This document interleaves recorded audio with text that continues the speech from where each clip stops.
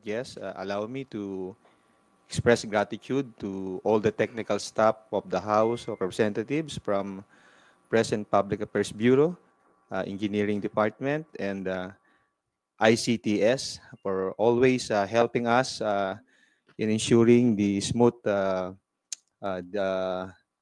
press conference. And also, thank you also to our colleagues who are always here uh, covering the event. And for your patience and understanding as we respond to your uh, queries in the performance of your duties. Maraming salamat po sa inyong malasakit at serbisyo sa bayan, lalo na po ngayong panahon ng fake news. For today, we have House Committee on Women and Gender Equality Chairperson and Bataan Representative Geraldine B. Roman, House Committee on Overseas Workers Affairs Chairperson and Tingog Party List Representative Jude A. Asidre, and House Assistant Majority Leader and ako Bicol Party List Representative Raul Gil Bungalon. Okay, before we begin the question and answer portion of our press conference, let us give the floor to Ma'am Geraldine Roman for the group's opening remarks. Magandang umaga po sa ating lahat. And of course, advanced Merry Christmas. Maraming salamat sa mga members of the press who are present here today. We look forward to listening to your and hearing your questions and answering them. A few issues that concern um, our people, mga Filipino, at of course, this includes yung ating edukasyon at saka ating healthcare. So maraming salamat muli. Thank you, ma'am. Let us recognize Kat Forbes from Radyo Pilipinas for today's first question. Good morning po, Kongs. Hingi lang po sana ako ng statement or reaction ninyo regarding po dito sa inilabas na pahayag po ni Executive Secretary Lucas Bersamin na hindi nga po matutuloy yung supposedly December 20 na paglagda ng Pangulo sa ating 2025 national budget dahil inaaral pa po ito at inaasahan po na meron pong mga i-veto daw ang Pangulo natin. Ano po ang inyong reaksyon? At kung maari na lang din po, maibahagi din po yung proseso. Paano po mangyayari pag may na-veto? Ano po yung magiging sunod na hakbang para lang po maintindihan din po ng taong bayan? Okay, thank you for that question. Again, good morning. We respect the decision of the Office of the President. Yung nakatalaan na supposedly December 20 scheduled for the signing of the General Appropriations Bill will be rescheduled for the purpose of conducting an exhaustive and rigorous review of the final version as approved by the Bicameral Conference Committee and ratified by the Senate as well as the House of Representatives.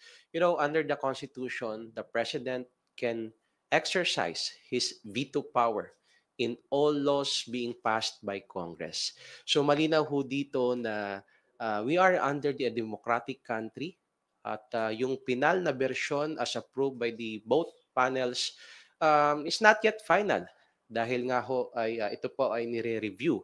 You know, under the budget process for a general appropriations bill to become law, kailangan po lagdaan no ng ating pong pangulo.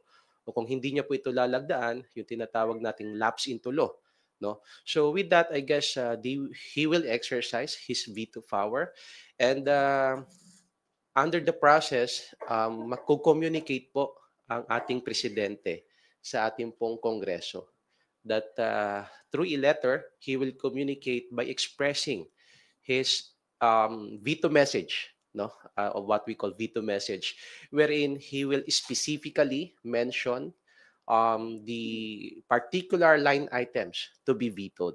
So yun po yung proseso natin no, under the budget process. And under the Constitution then, the Congress can also exercise the power of overriding the veto power of the president. But I guess we cannot tell more about the overriding because, again, me personally, I will respect the decision, the wisdom of the office of the president, considering that there's a need, no, to really review the final version of the budget. Welcome na welcome ang desisyon ng Pangulo na ipa-review muli yung budget natin. Ito ay nagpapatunay na sensitive ang ating Pangulo sa panawagan ng taong bayan. Bagamat merong justifikasyon kung bakit the budget for certain items like education and PhilHealth were approved as such, I think there is a clamor from many sectors in society, no, who may not fully understand the rationale, the reasons kung bakit naging ganun yung ating allocations, no, for education and sa PhilHealth. At this only proves that the president prioritizes education and he recognizes its role in nation building. So I think that Congress, I don't think, will even question yung veto power ng ating Pangulo. And they will just look into the specific items that the president wants reviewed. So kudos sa ating Pangulo. At we look forward to a better. Alam mo, lahat naman namang bagay sa mundo na-improve naman yan, di ba? We just have to listen to one another. And this is the good thing under this administration. People are free to express what they want to say without fear. And we can work on things. And we can work for the improvement of our national budget. Kong Jude? I just want to add, no, it's also good to put in context na hindi po kakaiba itong pangyayari na binibigyan panahon ng ehekutibo ang pag-review pa ng report ng forma ng budget na inaprubahan ng Bicameral Conference Committee at nang ni-ratify ng dalawang kapulungan ng Kongreso. In as much that it is Congress' duty to approve the budget, in the end, it is the President's duty also to execute the budget. And his inputs, his wisdom, as well as his priorities will play a big role. And clearly, in the way that we are reviewing now the budget at the executive level before it is signed, it's only an indication that the President is dutiful about exercising his role in the budget-making process. Ito po'y senyales na nasa isang malusog at masigasig tayong demokrasya. Katulad niya ng sinabi ng kagalang-galang na Geraldine Roman, ngayong panahon, malaya po tayong magpahayag ng ating mga saloobin, ng ating mga pagpuna sa mga ginagawa ng ating halal na mga opisyal. At dito po, ang Kongreso ay nakikinig, ang Pangulo ng Pilipinas ay nakikinig, at sa patuloy po na ugnayang na dalawang sangay ng ating gobyerno, ay we all hope, and I'm sure Congress and the President are one, in providing a budget that will not only address the needs of Filipinos, but also satisfy the need to ensure efficiency in public service and public spending. Thank you po. Matanong ko na lang din po si Kong Jude. Medyo naging mainit po yung mata ngayon nung ilan dito po sa inyong programa po, yung Maalagang Republika, Rural Financing Health Development Program with PhilHealth and DBP. For the record po, ano po ba talaga yung role ngayon ng Tingog dito sa programa na ito kasi kayo po yung pinupulaan? Well, just to give you context, no, of what it is all about. Hindi naman ho kaila sa atin ng isa sa pinakamalaking problema ng ating healthcare system ay ang kakulungan ng mga hospital. Hindi man siguro ito ganoon kalaking problema sa national hospitals kasi nandyan naman ang DOH, nandyan naman ang national budget. Challenge po ito sa mga tinatawag nating local government-run hospitals. Lalong-lalo na kasi sa ating sistema, devolved function po ang healthcare. Ibig sabihin, mga probinsya ang nagpapatakbo ng mga provincial at district hospitals, mga bayan naman ang nagpapatakbo ng municipal hospitals. Dahil dito, hindi ho nagiging ganon ka-prioridad ang expansion ng ating mga local government hospitals dahil po sa limitadong fiscal space na nakalaan sa ating budget at sa marami pang prioridad ng ating pamahalaan. sa tingin lang ho ng Tingog, ito po hindi pwede nating ipasawalang bahala. Kaya naghanap po tayo ng paraan. Paano kaya mapopondohan itong mga pangangailangan, lalo na for expansion ng ating LGU hospitals. At nakita ho natin na sa ngayon, may existing na po na programa ang Development Bank of the Philippines. Tinanong natin ng Development Bank of the Philippines, yung mga pinapautang yung hospital, ilan ba dyan ang local government run? Sabi nila, halos wala hong umuutang na LGU. Sabi namin, bakit? Ang sabi, may agam-agam po ang LGU, hindi ganun kakampante pag umutang ho. So nakita natin na ang financing ng ating healthcare really is significantly dependent on reimbursement by PhilHealth. So sabi natin, kung si PhilHealth magbabayad on time at ng sakto, meron sanang pambayad si LGU para sa ating sa kanilang utang sa hospital. So yun po yung naayos talaga natin. Pero ang tanong palagi ng LGU, utang na kami, pero ang tanong, kung ang dami hong requirements, merong hospital development plan, merong operational at feasibility studies, paano ho namin yung gagawin? And if you're talking about third and fourth class municipalities, hindi po madaling requirements ang mga to para sa kanila.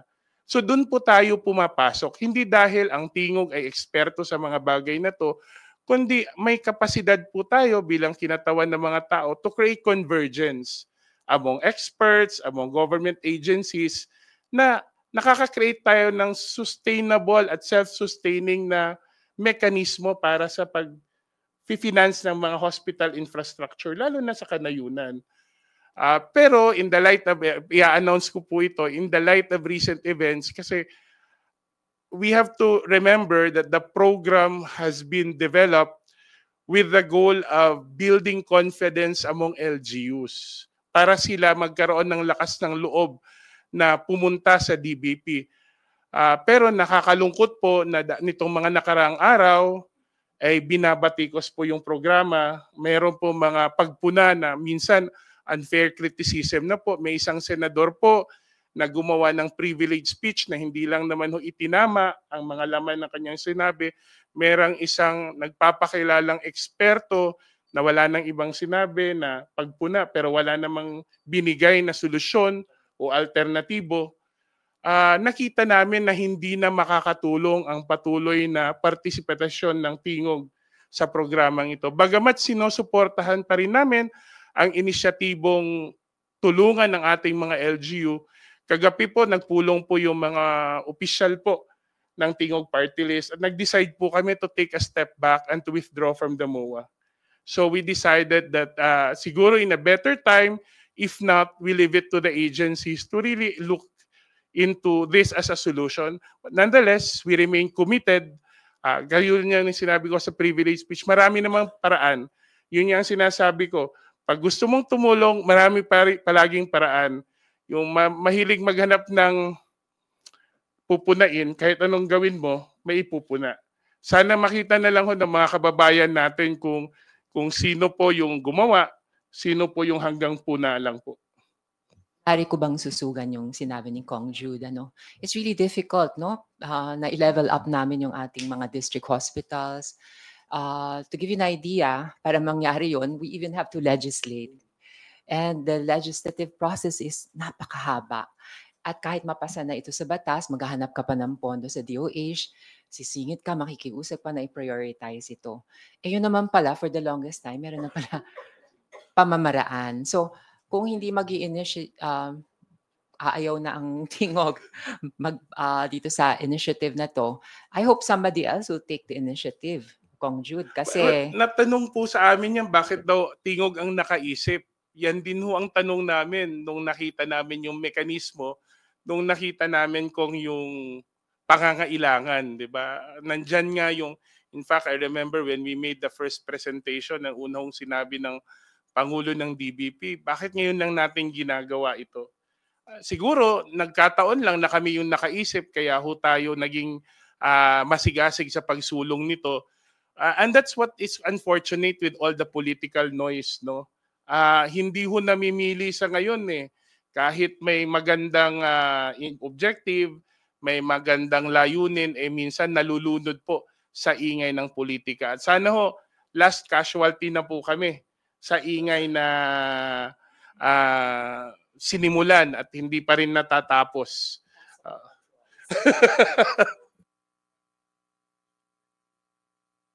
Do you have another follow-up, Kat? No more? Okay, thank you, Kat. You are acknowledged, Mela. Please proceed with your questions. Hi, good morning po mga Kong. Sundan ko lang dun sa naging paliwanag din ni Kong Asidre dun sa PhilHealth issue. Kahapon kasi humarap din po sa pagdinig ng Kamara yung mga opisyal ng PhilHealth and maraming ang na-discuss mula dun sa commitment na nakuha natin na ibababa nila yung contribution rates to yung hospital coverage, i-expand din nila. Kayo po ba, kontento po kayo dun sa mga naging pahayag, paliwanag ng PhilHealth kahapon? At moving forward, gaano makakatulong itong mga natalakay kahapon sa ating mga kababayan? Well, ako una for me, naliwanagan ako na the problem did not happen overnight. Yun ang pinaka-importante. Siguro sa pang-unawa natin sa problema sa PhilHealth, nakita natin na hindi ho nagsimula ang problema na to sa nakaraang taon lang, kundi nandun na po yung problema to dahil napabayaan ho ang PhilHealth ng mga naunang administrasyon. Katulad doon ng sinabi ni President Ledesma kahapon, 12 taon po na hindi ni-review ang ating case rates ng PhilHealth. So ibig sabihin, since 2012, kung ano yung binabayaran ng PhilHealth sa bawat pagkakasakit, sa bawat package, yun pa rin ang binabayaran for the next 12 years until this year, until February of this year. So makikita natin, kasi tinanong ko kahapon, ilang taon ba dapat, how often do we review? Dapat nire-review po every 3 years. Pero sa buong 6 na taon, lalong-lalo na ng Duterte administration, kasi po yung panahon na yun, nagkaroon ho tayo ng public health emergency, in fact, a global health emergency. Sana ho naging masigasig yung unang administrasyon sa pag-update ng ating PhilHealth packages. Pangalawa ho, nakita ho natin ang kawalan ng maayos at matatag na pamunuan sa PhilHealth nitong nakaraang mga taon, lalong-lalo na nung panahon ng nakaraang administrasyon. 6 na taon po na nakaupo si Duterte, 6 din ang kanyang naging Pangulo ng PhilHealth. Katulad nung in-explain ni President Ledesma kahapon, napakahirap na magkakaroon ka ng isang presidente ng PhilHealth every year. So nakita natin at alam naman natin kanino nang gagaling ang leadership ang leadership direction sa mga ahensya ng national government ay yan pinanggagaling sa Pangulo nung nakaupo nun. At pangatlo po, may nakita ho ako nag-increase sa PhilHealth nung panahon nung Duterte administration. Nakita ko po tumaas ang sweldo ng mga executive officers ng PhilHealth.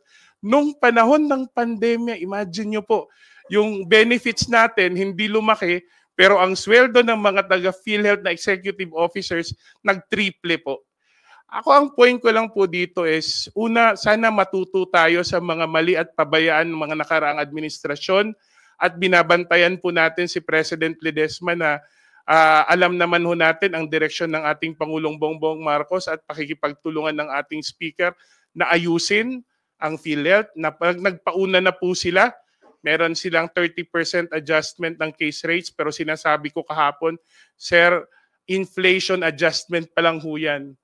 Kasi kung 12 years po tayong hindi nagtaas ng case rates, ibig sabihin kung ang cost ng inflation every year is 3%, 36% na po ng case rates ang hindi po ng inflation rate, 36%, halos nabawi lang natin yung inflation adjustment nung ating yung dinagdag natin na expansion. So we're looking forward to his commitment to, despite na walang subsidy, magkaroon ho ng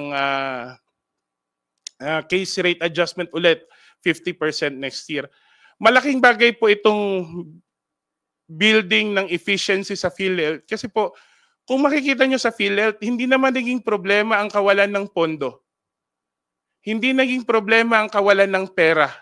Ang problema, nagkaroon ng dissatisfaction at frustration ng mga tao kasi hindi po nagre-reflect sa benepisyo nila yung perang binabayaran nila as premium. At nung nakita nila kung gaano karami ang pera pa na hinahawakan ng PhilHealth, nagtatanong ang taong bayan, nagtatanong ang Kongreso, anong gagawin nyo sa pera nyo?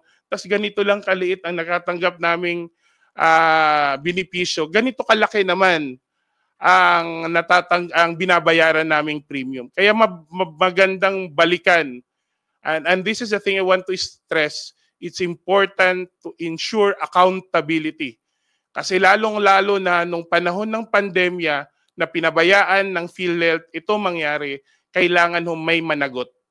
Kasi po, marami pong kababayan natin ang nagkasakit, hindi ho nakakuha ng benepisyo nila.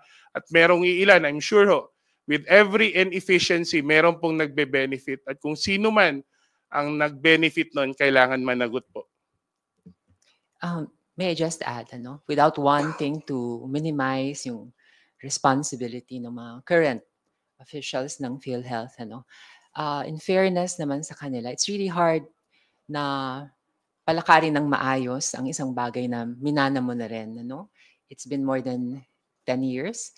And yung poor utilization rate somehow may be attributed to that. But nevertheless, at this point, I think we have to look forward and pose this challenge dun sa ating PhilHealth officials. Na maybe this time you can spell a difference, bearing in mind that lahat ng tao ay nakatutok na, and bearing in mind yung mga limitations, mga pagkakamali ng nakaraan, I'm sure they're going to do a better job this time. And as I said, it's also a matter of managing people's expectations. When we passed the Universal Healthcare Act in the 17th Congress, the expectation ng tao 100% na ang coverage. Pero the truth of the matter is that hindi naman kaya ng ating pamahalaan tustusan yung 100% na yun. But we're working towards there, and I think we're taking baby steps in the right direction. Kong Jill? Well, if I just add, yesterday we started the briefing conducted by the Committee on Good Government and Public Accountability, wherein we invited guests from PhilHealth, DOH, and DBM, and other concerned agencies. So going back to the issue on PhilHealth, we appreciate the efforts of increasing the benefit package or the rate case, wherein PhilHealth committed to have an increase of 50%, by next month, 50% na po. Isa pa sa hiningi natin na commitment sa PhilHealth is that for them to decrease the premium contribution. Dahil malinaw ho sa batas. Sinasabi kasi kahapon na this year, nag-implement sila ng increase because that is primarily based on the law. Pero sinasabi rin sa batas na kung sobra-sobra ang pera ng PhilHealth, isa sa mga dapat gagawin nyo ay babaan ang PhilHealth contribution. And that is the commitment we asked from PhilHealth yesterday. And the President, through President Ledesma, committed na isa din po yan sa gagawin nila sa mga susunod na buwan. Isa pa, I would like to emphasize that it's now the best time for PhilHealth to act as an health insurer. Hindi naman sila negosyo.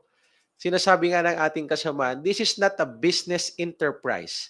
You are a service provider and therefore act as such. So yun yung nakita natin ngayon sa administrasyon po ni Pangulong Bongbong Marcos. I guess this is the legacy that the President would like to leave, especially to the 115 million members of PhilHealth, na ngayon pong mga darating na taon, mas lalong mararamdaman ang PhilHealth. Even without the subsidy from the government, sobra-sobra po ang pera ng PhilHealth. And anong gagawin natin sa pera?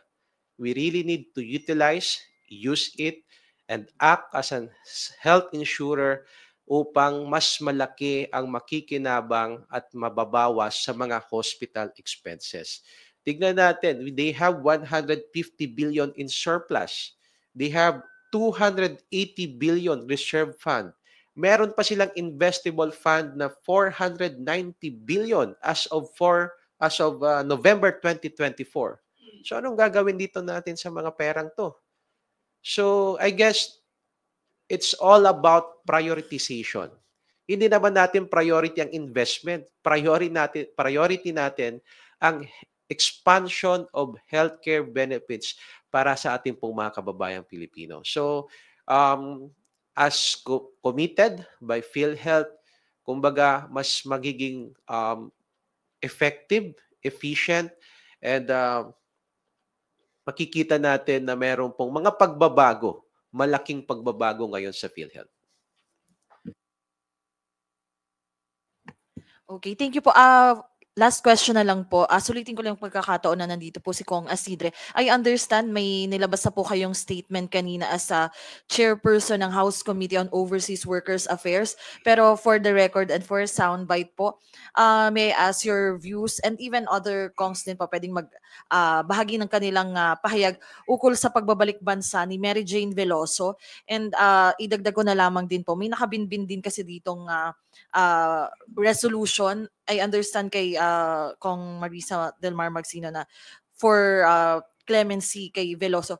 Ano po din yung pananaw nyo rito? First una we would like to welcome Mary Jane Veloso back to the Philippines. So we understand that these are rather still going to be a difficult phase in her personal journey, pero alam naman natin at the very least ang pwede natin, we can be assured that as right now is because of the President incessant and persistent diplomatic efforts and also our friends from DFA, she is at the very least off from the death row. Wala na ho siya wala na po yung chance na mapatawan siya ng death penalty. Kasi wala hong death penalty sa ating bansa. At least, at the very least po. Alam ko merong mga nagpahayag po ang Indonesian government na bahala po ang ating gobyerno how to deal with kung may clemency man or kung ano, but until such time that the Department of Justice and the Department of Foreign Affairs would be more specific and indicative with their information, I would rather leave it to them first to explain anong pwedeng mangyari. Ang sa akin lang po bilang chairman ng House Committee on Overseas Worker Affairs, hindi lang ho si Mary Jane Veloso ang ganito ang sitwasyon. Hindi lang ho si Mary Jane Veloso ang OFW na nagkaroon ho ng problema sa legal na minsan sa mga paratang ng krimen, at marami pong Pilipino around the world ang nasa ganyang kalagayan. Ang sa akin lang ho, siguro ang hingilin natin ang matuto po tayo sa sitwasyon nito, especially in providing ready and accessible legal assistance for our OFWs. Sometimes something as simple as providing an interpreter can go a long way, ensuring that they have their opportunity to a fair trial abroad. Hindi naman natin pinagsasawalang bahala yung any criminal liability or responsibility kung meron man. Pero ang sa atin lang, kahit saan man sila sa mundo, dapat ang every OFW ay magkaroon ho ng kaukulang tulong legal. Yun lang po. At protection po ng kanilang mga karapatan. Mula po sa Committee on Women and Gender Equality, we welcome these developments. Nung isang araw po na-meet ko personally yung mother ni Mary Jane Veloso. And actually, I was trying to feel what she was feeling. Parang merong halo na pagka-nervyos and then looking forward na mag-reunite sila. And syempre, ito'y patunay dun sa dedication ng ating Pangulo na pangalagaan ang interes ng ating mga overseas Filipino workers. That said, hindi rin dapat natin kalimutan yung mga ibang mga nasa similar na situation. Naalala ko rin na when past administrations had practically given up on Mary Jane Veloso, it was President Marcos who insisted na dapat mapauwi siya. And I'm happy, we're very happy at least isa pang pamilyang Pilipinong mabubuo kahit man lamang pang Noche Buena. Sa 24 ang balita ko, magkikita-kita sila and we share their joy. And we pray for Mary Jane Veloso. Well, tungkol ho dun kay Mary Jane Velosa, unang-una, this is a positive development for so many years na inaayos natin yung bilateral talks with the government of Indonesia para mapauwi po dito si Mary Jane Veloso. And it's for the time, sa panahon po ni Pangulong Bongbong Marcos, sa administrasyon niya, na na-realize ito pong ating mithiin na mapauwi dito ang ating kababayan. Ang maganda ho dito ay ito yung nagpapakita na yung compassionate justice ay nananatili. And this is a result of an effort exerted by our government.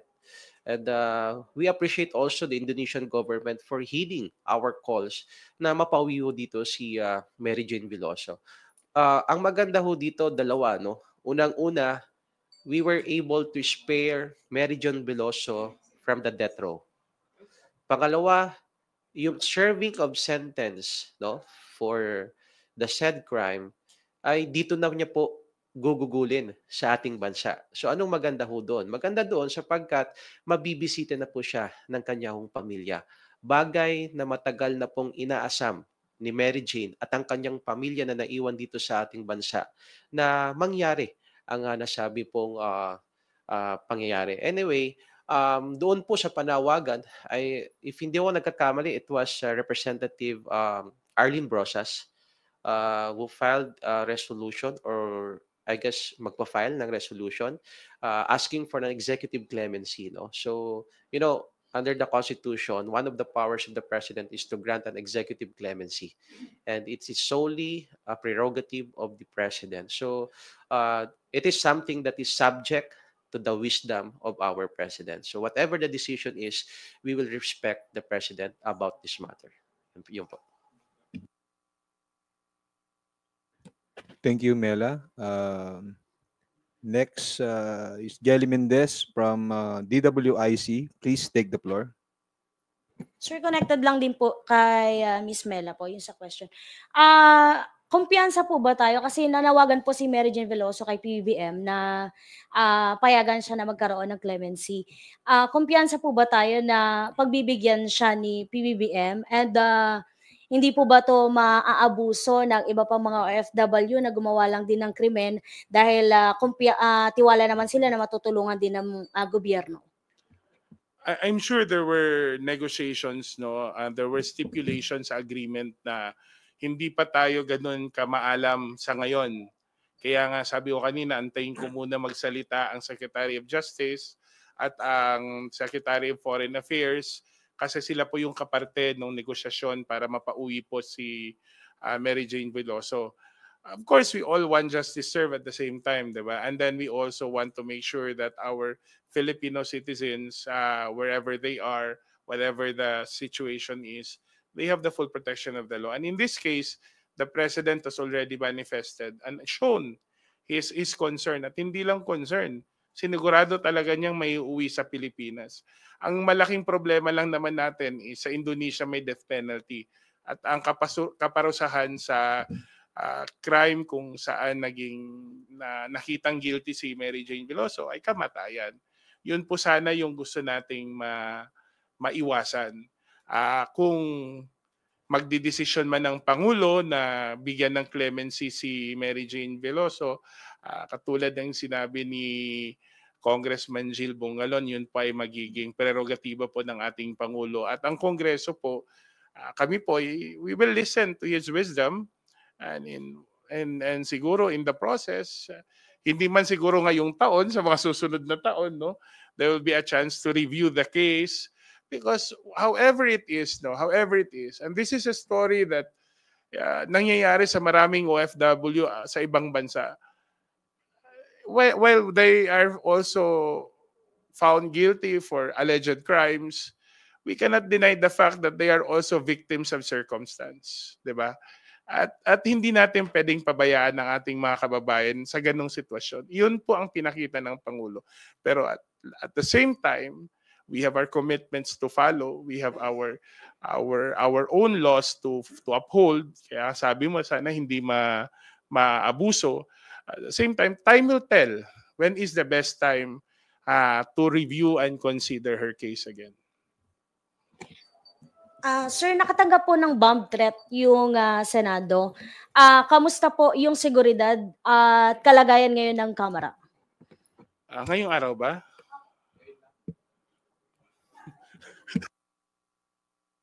It's a Move to adjourn. I don't think it's something to be taken lightly.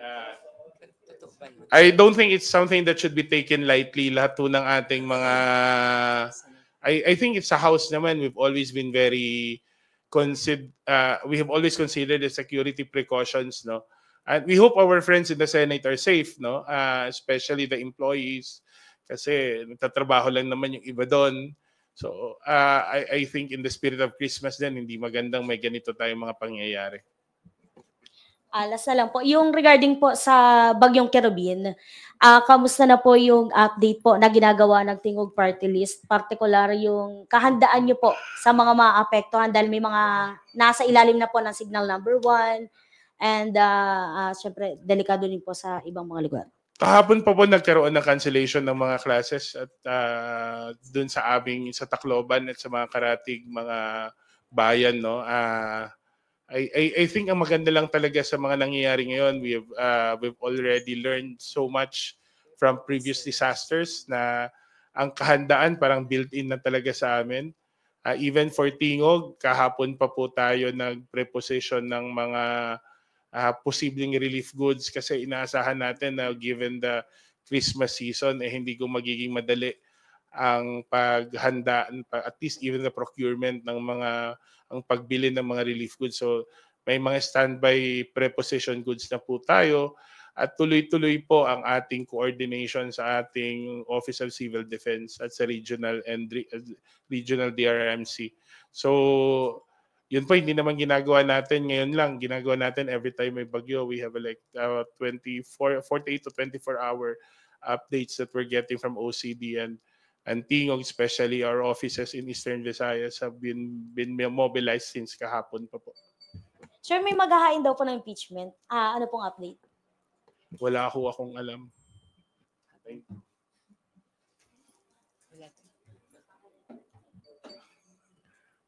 Thank you, Jelly. Kenneth Basilio from Business World, you're recognized. Yes, hello, magandang umaga po. Circle back ko lang ulit sa budget bill po.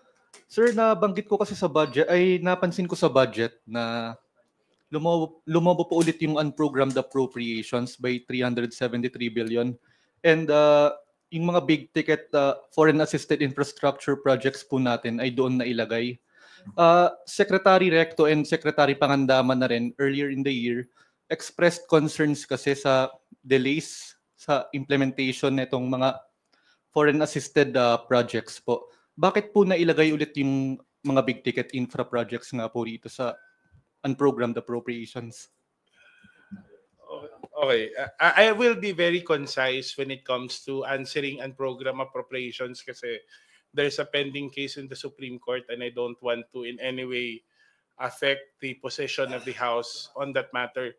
Ito na lang ganito kasimple. Pag sinabi nating unprogrammed appropriations, pasok siya sa budget, pero ang pondo niya nakadepende on 3 things. Una, kung ma-hit ng target or may surplus ng target ng revenue collection for the current year. Ibig sabihin, around March or April kung saan ang deadline natin for the revenue collection, pag may sumobra dyan, dun po natin popondohan. Pangalawa, kung meron hong savings, especially from underutilized or unutilized appropriations of the previous year. Yun po, yun yung pangatlo po, kung merong borrowings. Clearly, dito po nahuhulog yung iba pong mga mega infrastructure projects. Hindi po ibig sabihin na hindi po siya, napasok po siya sa unprogram na hindi po siya priority. Kinitignan lang ho natin ang fiscal efficiency. Bakit natin i-hold yung isang malaking chunk ng pondo kung ang proyekto naman hindi pa umabot sa punto na kakailanganin talaga yung pera at may nakalaan naman, may nakaabang naman na papasok na revenue or savings na tinitignan o baka utang na kailangan ng i-complete. Bakit lang natin nilalagay na unprogrammed? Kasi wala hong pwedeng gastusin ng gobyerno, wala po sa batas. At minsan mahirap po magpasa ng supplemental budget sa national. Madali po yun sa local government. Yun po yung, I think that would sufficiently explain the reason. Hindi po ibig sabihin na unprogrammed, hindi sila ganun ka-priority. Pag sinabi pong unprogrammed, ang target lang ho talaga natin is to accelerate spending and to ensure fiscal efficiency na itong lalo na kasi hindi to maliliit na mga halaga na hindi naman na sabihin na lang natin hindi naman siya na hold yung pondo kasi nakaabang siya for implementation. Especially because many of these multi-year ano tawag nito? ODA assisted projects are actually multi-year projects kung hindi ako nagkakamali. Okay. Again, same reactions with Congressman Jude because there's a pending case before the Supreme Court concerning the 2024 budget, questioning that particular issue. So we do not want to speculate and of course affect the position of the House of Representatives on that matter. Secondly, program appropriations will come into play if revenues are targeted or collected. Ibig sabihin, yung mga line items doon na merong specific allocation ay mapupundohan lamang kapag mataas ang ating collection or sa taxes or revenues. So this is the so-called standby appropriation. Yung program naman ay pag mataas yung target sa collection at taxes, pwede itong magpondo ng mga batas na maipapasa within the year, no? Na hindi pa natin alam kung ano yung mga batas na yon. So with that, I guess nabanggit nga ni Kong Jude na hindi naman ibig sabihin na nasaan program siya, hindi na siya priority, hindi siya ibig sabihin na hindi na rin siya importante. What we're trying to do is that lahat ng pwedeng mapondohan, kasi lahat naman importante at kailangan natin lagyan ng pondo. Yung iba, it will depend again on the target, on the collection of taxes and revenues. Follow-up lang po, pero hindi po ba tayo natatakot na madedelay po yung implementation nitong mga big ticket infra projects po? Kasi for instance po, nandito po yung mga ibang flood management projects po, Marikina Pasig River flood control project for instance po. And pagdating po sa unprogrammed appropriations nga na for standby funds lang ito, hindi ba tayo natatakot nga na madelaying implementation dahil hindi pa na isa sa batas yung mga pending tax measures that could support nga yung revenue income ng national government?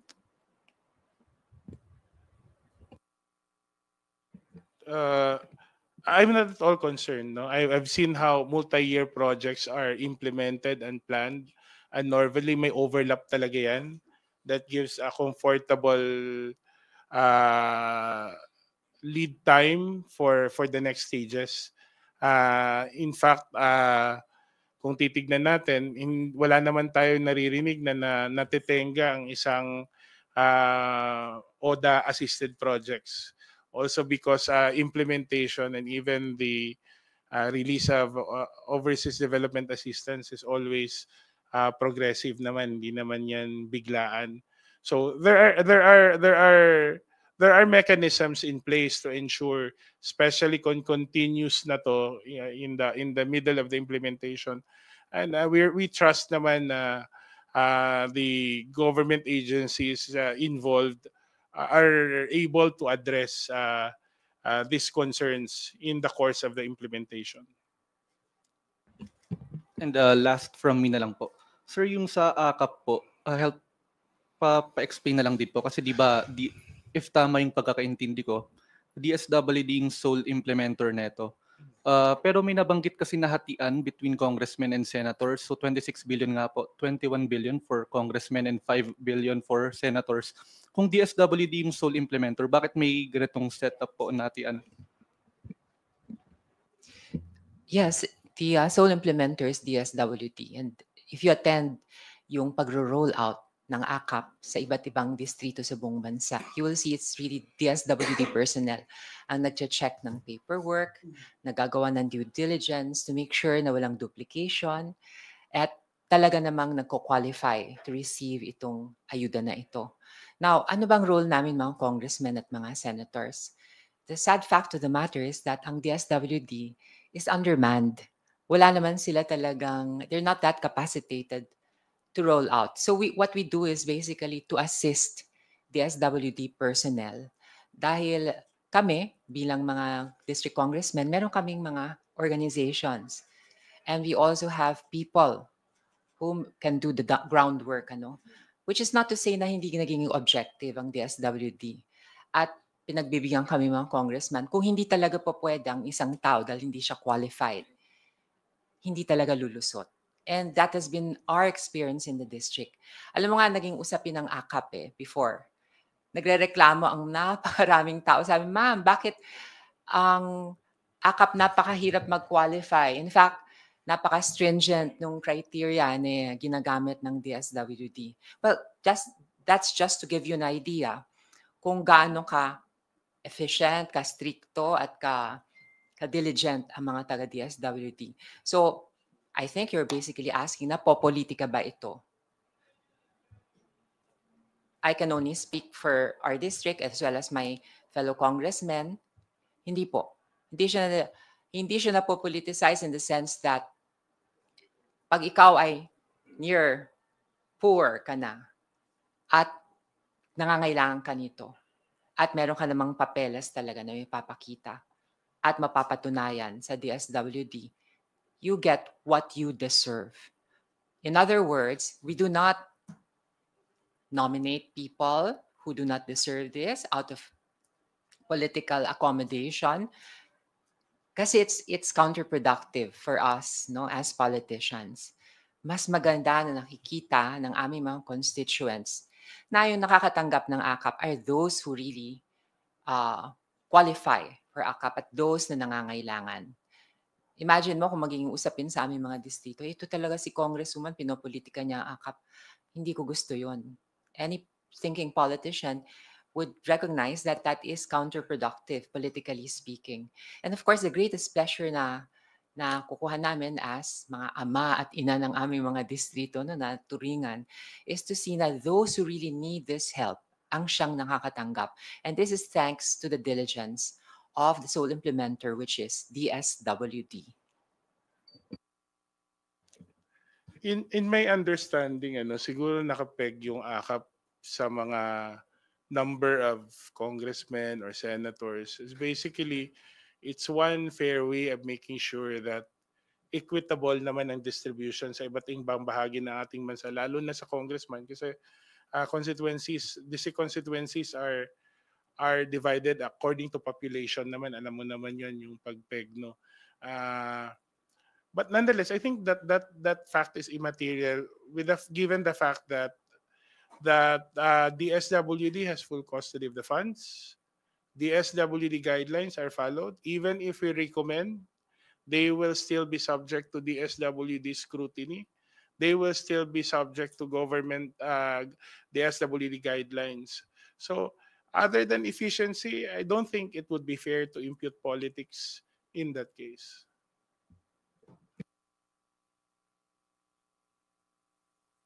Thank you po. Thank you, Kenneth. Thank you for waiting. Isa Bendaño Amali from DCWB. You may ask your questions now. Hello po, magandang hapon po. Follow up lang din po doon sa AKAP kasi may mga groups po kasi na nananawagan kay Presidente Marcos na yun po yung i-veto, yung AKAP. Kayo po ba mga congressmen, ayoko pong i-preempt, no? Pero kayo po ba mga congressmen, tatanggapin niyo po kung sakasakalin na i-veto ng Presidente itong AKAP? Ako personally, naniniwala ko hindi i-veto ni President yan eh. Dahil ang feedback naming mga district congressmen is that malaking tulong talaga. And you know what? For the longest time, covered ang poorest of the poor. Merong 4Ps and other programs mula sa DSWD and even other agencies. Pero yung mga taong gusto nating pigilan from sliding down dun sa ating economic scale, ano? Ito yung mga beneficiaries ng AKAP. So there is a real need, and that need is being met right now. Of course, we know it's a stopgap measure, and hopefully there is higher pay and there are more jobs and economic progress as a whole. But in the meantime, anong gagawin natin? Watch? We cannot with our arm. We have to do something about it. And AKAP, I think, is the answer. Kong Jill? Well, ako din, hindi ako naniniwala na yung pondo para sa programa ng AKAP ay ibibito po ng ating presidente. Isa ito sa mga programa na nag-address ng ating pong mga problema ng ating mga kababayan. Let's start looking at the positive side of the program. I can speak for my constituents in Bicol. Dinaanan po ng 2-3 bagyo nitong mga nakaraang buwan. And AKAP saved them. No? Because we cannot always rely on the relief goods na ibibigay po ng ating pong mga government agencies and other private organizations. So the AKAP program addresses mainly several issues of our country. Yung sa inflation. So ang maganda ho dito sa AKAP, direkta pong napapakinabangan ng ating taong bayan. Imagine receiving 5,000 pesos for a person who is earning 10 to 1,000 below o siya low-income earner. So basically, this is a direct and immediate assistance sa ating pong mga kababayan. And this is one way, ako naniniwala ko dito, this is one way of returning to the people who are paying taxes through this program. So naibabalik natin yung kanilang mga buwis, yung mga kanilang kontribusyon sa ating gobyerno sa pamamagitan ng programa. And AKAP is one of the programs na napapakinabangan po nila. So if meron naman pong magkikriticize, I suggest that if they will criticize something, especially a program that is very beneficial, siguro yung implementation, papagandahin na lang sana. Again, let me reiterate that the sole implementer of AKAP program is DSWD. The fact siguro na pinasok ng bicameral conference committee ng mababang kapulungan sa version po namin yung AKAP already stresses or already emphasizes our belief in the merits of the program. Alam na yung position namin. We will respect the president, whatever the decision will be in the end, but we hope lang, ako personally, I hope lang that the program will be judged based on its merits.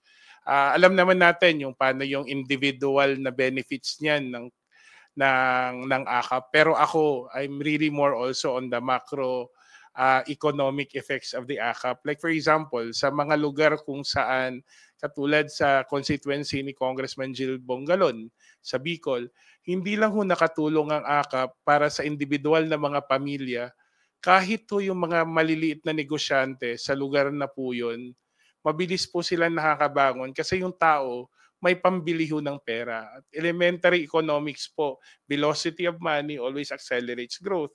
Diba? At nakikita ho natin sa buong bansa, ang AKAP ay naging kahit hindi lang kahit papaano, a significant economic stimulus in recent months, no, since it was launched this year. Kaya nga sinasabi ko palagi ang AKAP sa lahat ng social amelioration programs, dito po pinakamabilis ang ROI ng ating gobyerno. Bakit po? Una, yung tinutulungan ng AKAP may trabaho. Hindi po sila, mali po yung idea na nagtutulong na yung mga tambay. Hindi ho tambay ang beneficiaries ng AKAP. They are productive citizens of this country.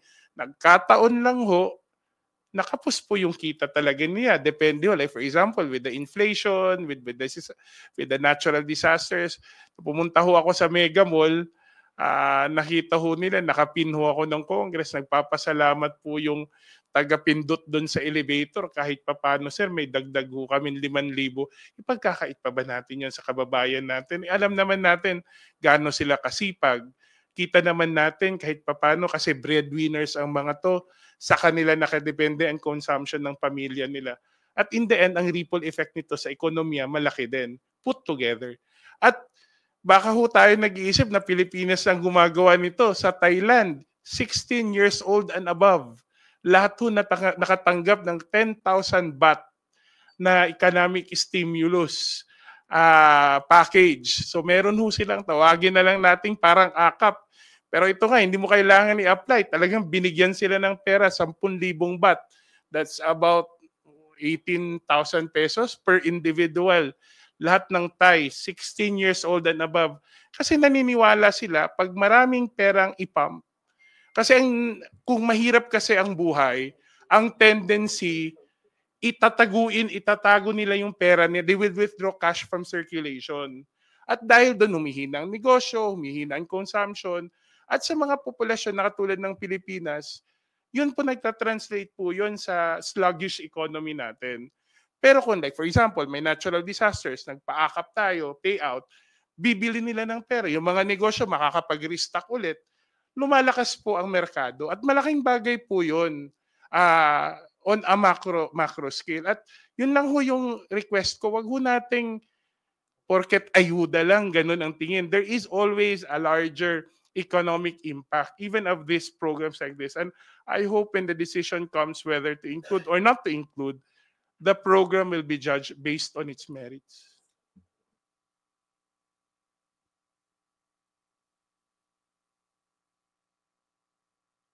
Thank you, Isa. Haji Kaamino from Brigada News.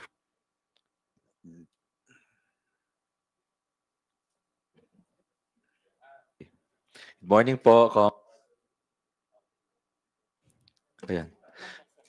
Babalikan ko lang po yung yung budget kanina. Of course, Kong Jill already mentioned about the process kanina, yung veto message ng Pangulo.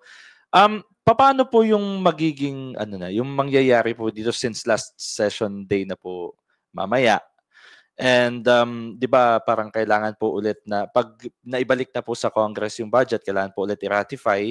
Paano po ba? Magkakaroon ba ulit ng special session? Papatawag po ba ng special session? And kaya pa po bang habulin before the year ends for the President's signature yung GAB? Salamat po. Again, the usual process is that once we ratified the report of the Bicameral Conference Committee, pinaprepare na po yung enrolled bill, no? Yung enrolled bill po na yun po yung pinapadala sa Office of the President, no? Yun po titignan ng ating pong presidente yung ating ipinasa dito po sa Kongreso. So again, under the Constitution, the President may veto the bill passed by Congress. And with that, of course, that will be subject of a thorough review on the part of the President. And if he sees that some of the items will be subject of a veto, then he will prepare a veto message before the scheduled signing of the General Appropriations Bill. So with that, until now, we haven't received any from the Office of the President. But I would like not. I don't want to preempt what will happen next, because that will be the subject or depende po sa outcome ng desisyon ng ating Pangulo. But then again, I am confident that the General Appropriations Bill will be signed before the year ends. So yun po. So subject po yun sa if there's a need to reconvene anyway, that will not take 1 day. Mabilis lang naman yan . So I guess the Senate and the House of Representatives are more than willing to attend if there is a need to reconvene for that purpose. I think just to clarify also, tama yung sinabi ni Kong Jill, but in addition, hindi po natin inasahan na i-veto yung buong budget. The President can exercise line budget items, and even if, say, the President decided to veto it without recalling the bill, without asking the Bicameral Conference Committee to reconvene and simply sign into law the GAA as it is, but with the vetoed items, the President is empowered naman to assign appropriations from unappropriated unutilized appropriations for the current year. So there are standby mechanisms in the budget that would allow the president to address the fiscal requirements of priority programs in case there is a need to do that in the course of the fiscal year.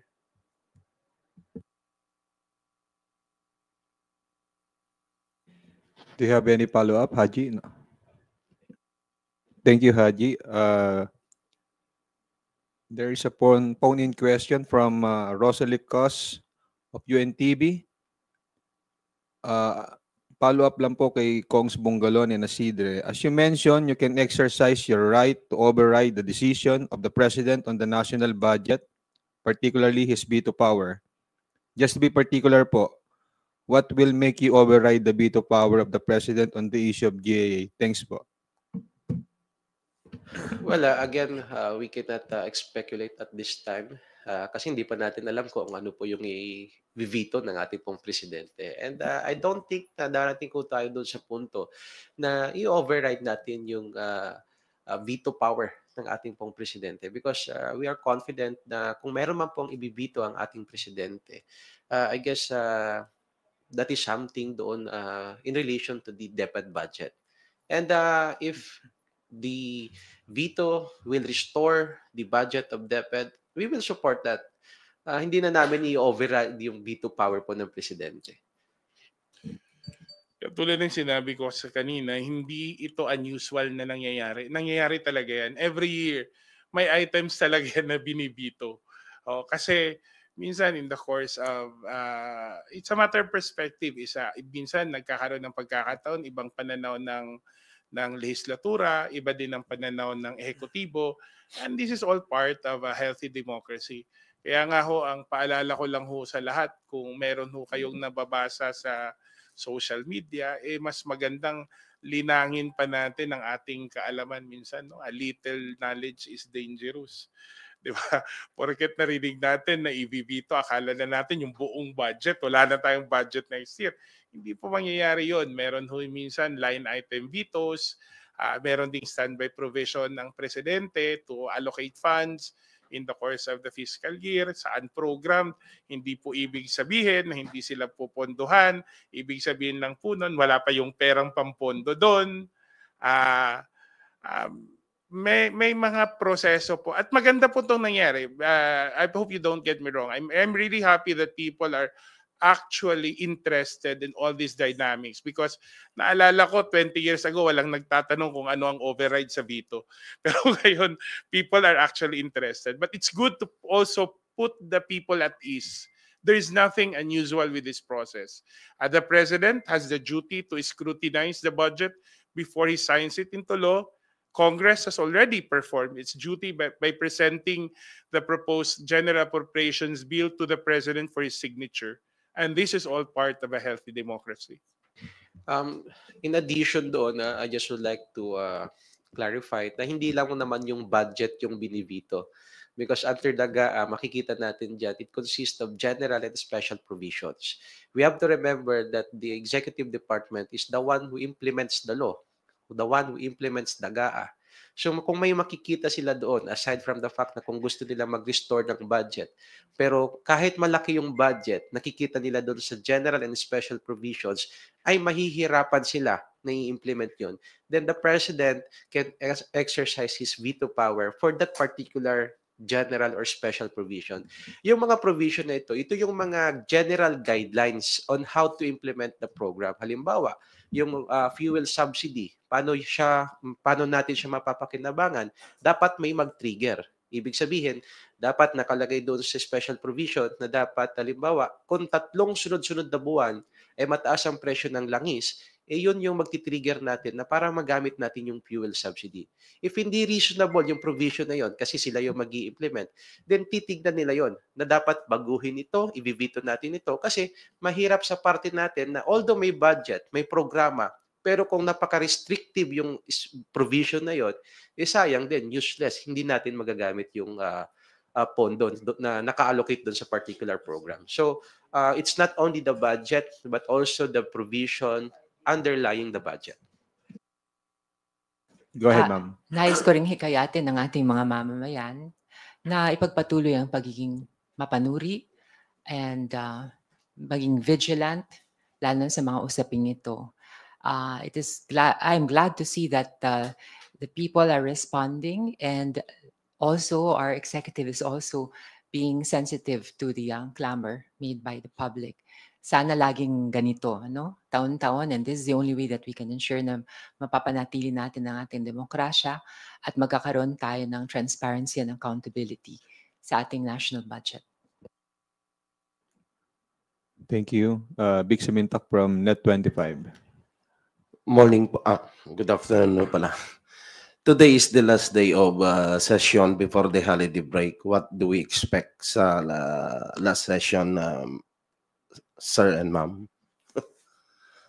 Ang alam ko magkakaroon ng the speaker will address the members today, and hindi pa natin alam kung anong pag-uusapan niya, no? And of course, nag-aantabay din kami kung ano mangyayari dito sa pagre-review ng ating national budget. So these are things that kami bilang congressman we have in mind. Also nga napag-usapan din tong third impeachment complaint, ano? Aware din kami dyan, pero we don't know. Wala pa naman natatanggap eh. So abangan ang susunod na kabanata.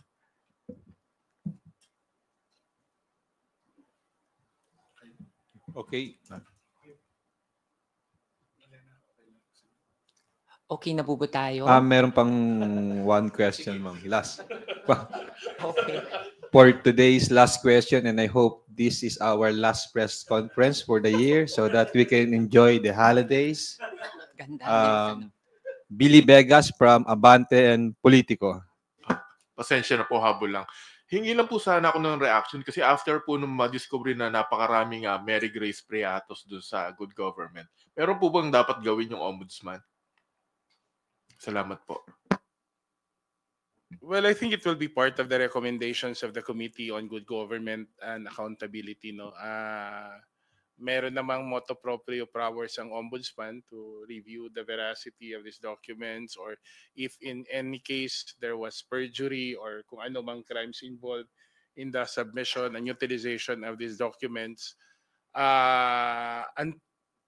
Antayin na rin siguro natin yung final progress report ng komite sa presentation sa plenaryo, at siguro ang trigger doon yung approval din ng plenaryo before it is transmitted also to the other agencies for their appropriate action.